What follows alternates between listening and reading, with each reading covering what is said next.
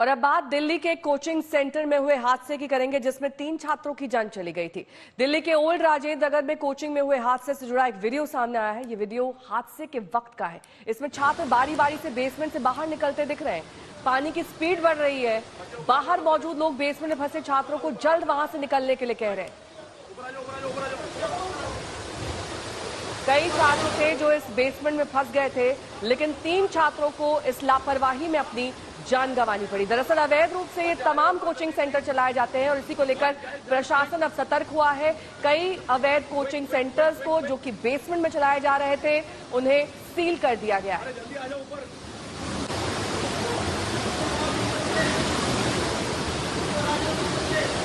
बच्चे ऊपर आ जाओ, सब जने बच्चों सब ऊपर आ जाओ। चलो राइट, ऊपर आ जाओ, ऊपर आ जाओ, ऊपर आ जाओ।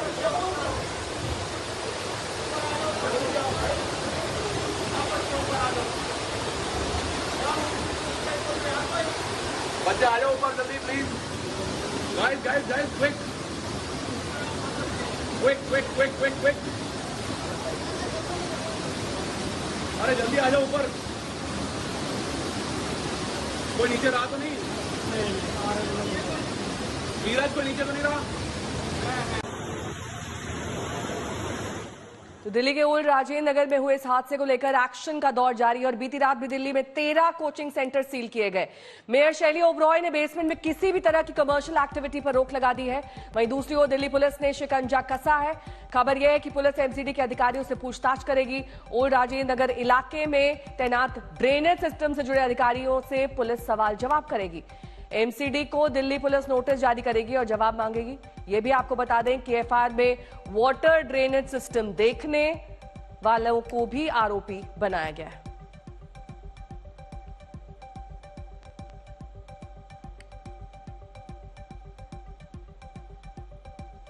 और इस मामले को लेकर यूपीएससी की तैयारी कर रहे एक छात्र किशोर सिंह कुशवाहा ने 26 जून को ही दिल्ली सरकार और एमसीडी को शिकायत की थी कि ओल्ड राजेंद्र नगर में कैसे अवैध तरीके से बेसमेंट में बिना एनओसी के क्लासरूम संचालित किए जा रहे हैं। पब्लिक ग्रीवेंस पोर्टल के माध्यम से ये शिकायत किशोर ने की थी और कहा था कि कभी भी वहां हादसा हो सकता है, लेकिन उस शिकायत पर एमसीडी ने ध्यान ही नहीं दिया।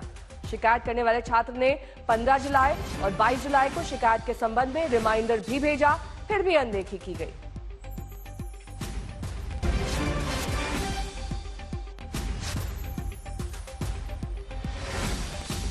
मैंने 26 जून 2024 को बेसमेंट रॉ आईएएस की कंप्लेंट की थी। इस संबंध में पब्लिक ग्रीवेंस पोर्टल के माध्यम से केंद्र सरकार एवं राज्य सरकार को बताया था कि कैसे ओल्ड राजेंद्र नगर एवं साउथ पटेल नगर में और पूरे पटेल नगर में लाइब्रेरियां और कोचिंग बेसमेंट में संचालित होते हैं। और स्पेशली मैंने राव आईएएस की बेसमेंट की कंप्लेंट की थी क्योंकि उसमें दुर्घटना होने की संभावना लग रही थी। अरविंद ओझा मेरे सहयोगी इस वक्त तमाम जानकारी के साथ जुड़ गए हैं। अरविंद, इस पूरे हादसे में जो कि ओल्ड राजेंद्र नगर में सामने आया है, किन किन लोगों को आरोपी बनाया गया है और कब तक उनको जवाब देना है? इस पर एफआईआर कितने लोगों पर दर्ज है?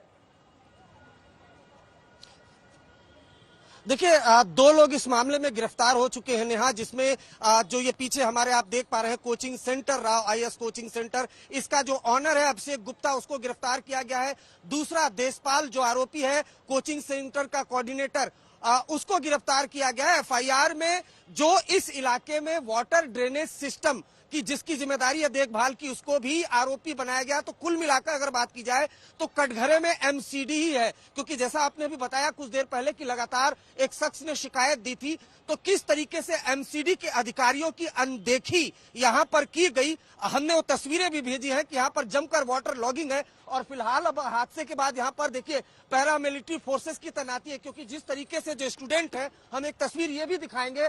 देखिए जो ये आवाजें यहाँ से प्रोटेस्ट की आ रही है और ये जो धरने पर लोग बैठे हैं, ये कोई मामूली लोग नहीं है।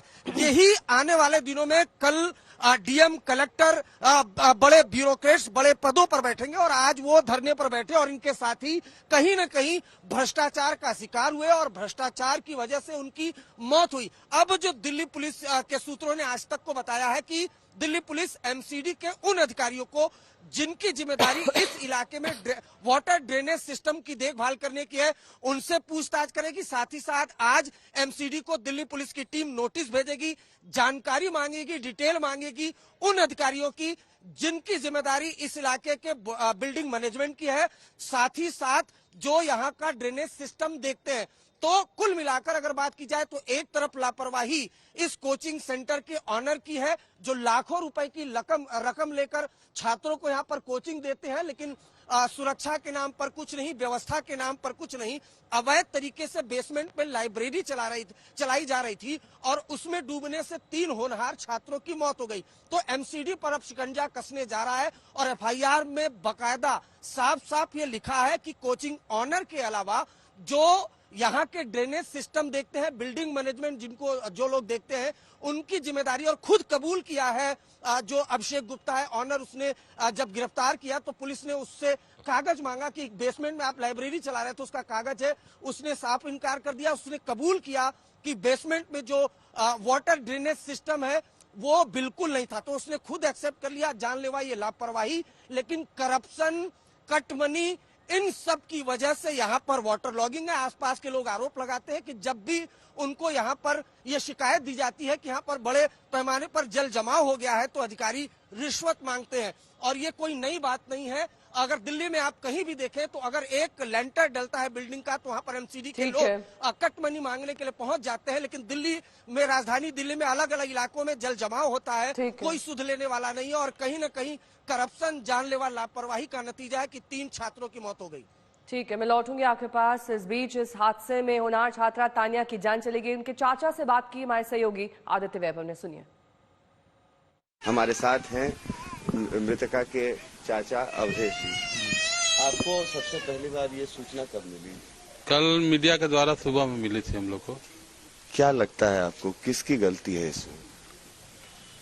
इसमें तो कोचिंग संचालक की ज्यादा गलती है। कोचिंग संचालक को उतना बेसमेंट में नीचा में नहीं पढ़ाना चाहिए बच्चे लोग को,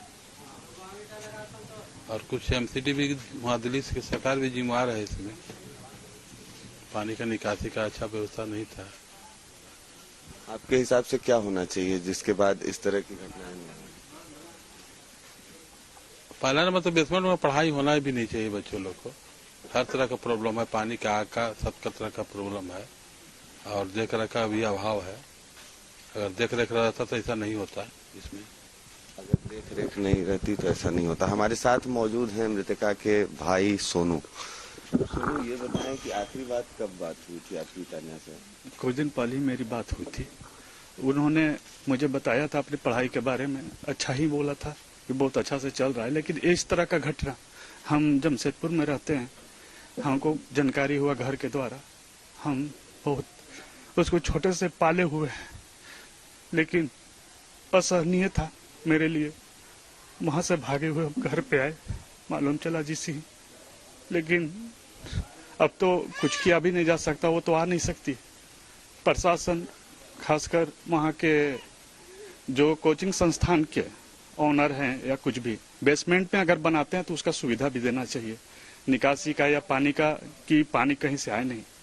अब इस तरह से पानी भरना अचानक और इस तरह से दुर्घटना होना, ये तो अशोभनीय है। प्रशासन अब कुछ भी कर ले या फिर कोचिंग संस्थान को बंद कर दे या जो भी करे, लेकिन वो तो वापस आएगी नहीं। अगर कुछ भी करने से अगर वो वापस आएगी तो बुला दे। अब देखिए प्रशासन क्या करती है।